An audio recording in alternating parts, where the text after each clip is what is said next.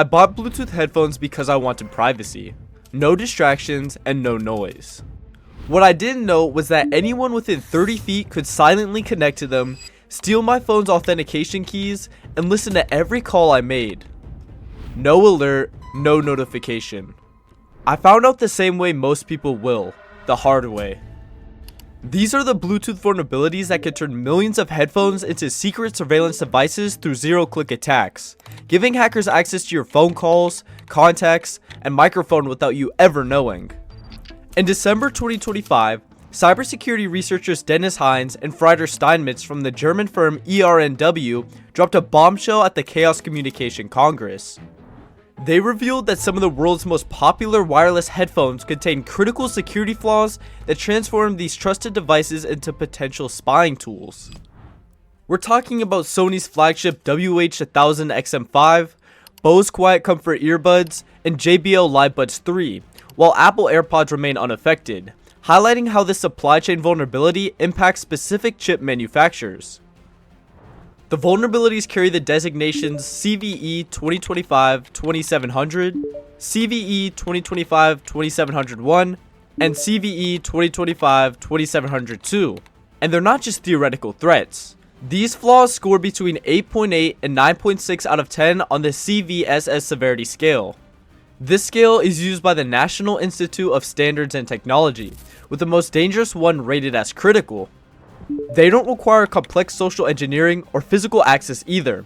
Anyone within standard Bluetooth range of about 10 meters can exploit them silently using compromised GATT and HFP protocols. GATT uses a client-server model. The client, which would be something like a smartphone, would request data from the server, which would be something like a fitness tracker. That way, your fitness tracker can communicate the needed information to your phone. HFP essentially allows a remote device to perform functions of a phone. For example, skipping a song by clicking on your headphones, or answering a call using your car's digital screen. At the heart of these vulnerabilities lies a protocol called RACE, which stands for Remote Access Control Engine. Aurora Technology originally designed this protocol for legitimate purposes, factory debugging and firmware updates. But here's the thing. The researchers discovered that RACE exposes powerful functions that can read and write arbitrary memory locations, essentially giving attackers deep access to the device's core systems. This is a textbook supply chain vulnerability, a single SDK flaw propagating across dozens of global brands. And we looked inside to find out what they might have in common, and we found that both are powered by an SoC by a vendor called Aurora. Aurora might not be a household name, but they're a giant in the Bluetooth chip industry. Aurora has become the second largest global supplier of Bluetooth chips for earbuds and headphones, competing directly with industry leaders like Qualcomm and Realtek. In 2023, their chip series ranked among the top 3 in global market share for Bluetooth audio devices. Since 2017, they've aggressively expanded into European and American markets, which means their chips are now embedded in devices from major manufacturers worldwide. The scale of this problem is staggering. Sony, Bose, and JBL combined represent about 20% of the 1.3 billion headphones sold every year. Even if only 1% of total sales use vulnerable Aurora chips, that's still around 3 million compromised devices. The ERNW researchers suspect that over 100 different device types could be affected, spanning brands like Marshall, Jabra, Beyerdynamic, Tealfell, and others. The attack process is disturbingly simple, and involves 4 main steps that can be executed without any user interaction whatsoever. First, an attacker connects to vulnerable headphones via unprotected Bluetooth Low Energy services. Bluetooth Low Energy services are just logical collections of data that are transported over the GATT protocol, which we talked about earlier. The headphones essentially welcome this connection because the RACE protocol lacks proper authentication, as it was designed for factory use and not for consumer protection. And we found out it has a head, then we have a type, that's a request or a response. If you send a request, you have 5A, and if you get a response, it will have 5B in this place. Then we have a 2-byte length field, and we have a command ID we saw earlier. And depending on the command ID, we have a payload. Once connected, the attacker can extract something called a Bluetooth link key, which is stored in the device's flash memory. This key establishes the trusted relationship between your headphones and your smartphone. Think of it as a digital handshake that tells your phone these are definitely your headphones, so give them full access. With this stolen key, the attacker can then impersonate your trusted headphones to your smartphone to access it would normally provide. That's where things get truly dangerous.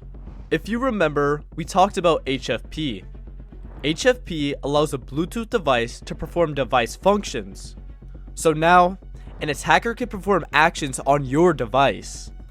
They can trigger voice assistants like Siri or Google Assistant, potentially accessing information or performing actions on your behalf. They can intercept phone calls, access your contact list, and most alarmingly, eavesdrop on conversations by activating your phone's microphone. The researchers demonstrated these attacks in real-world scenarios. At the 39C3 conference, they showed how this vulnerability chain could hijack WhatsApp sessions and gain access to Amazon accounts.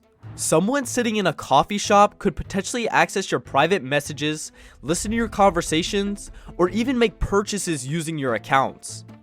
What makes this vulnerability so insane is its stealth nature. Most of the attacks featured on my channel require some sort of social engineering.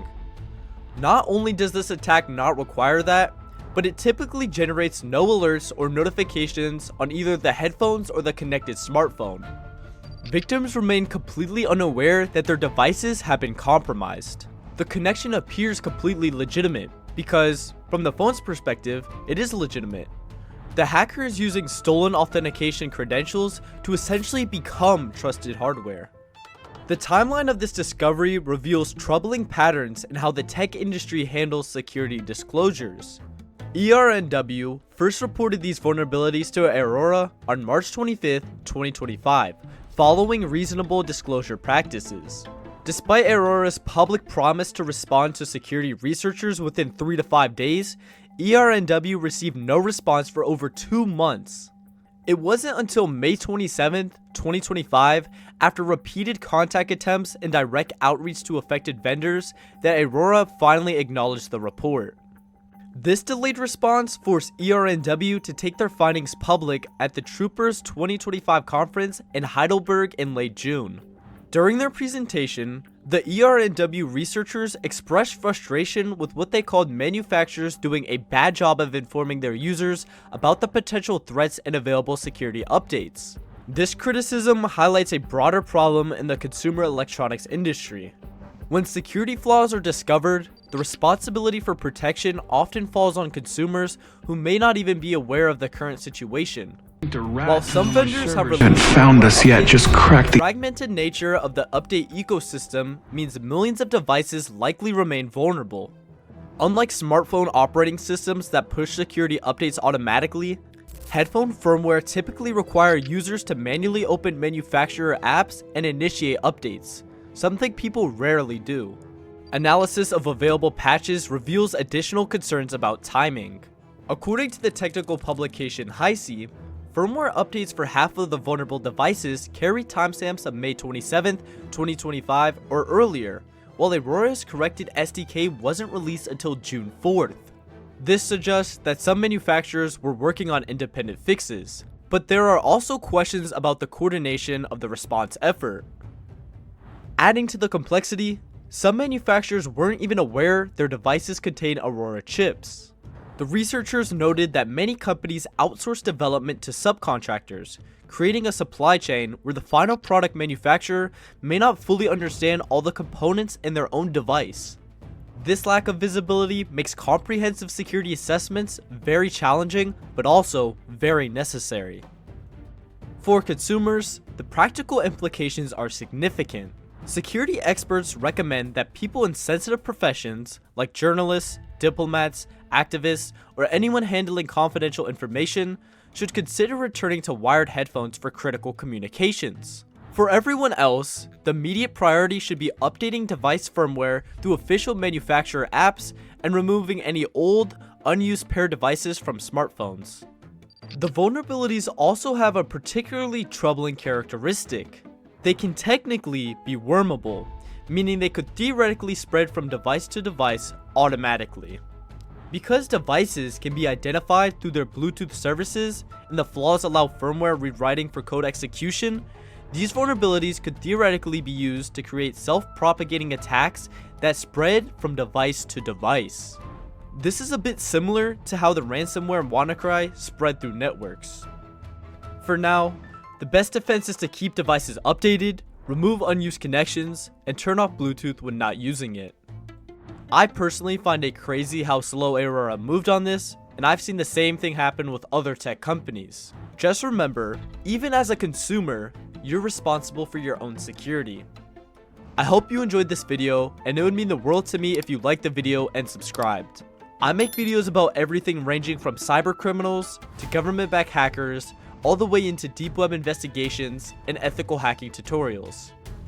Thank you for watching, and I hope you have a great day.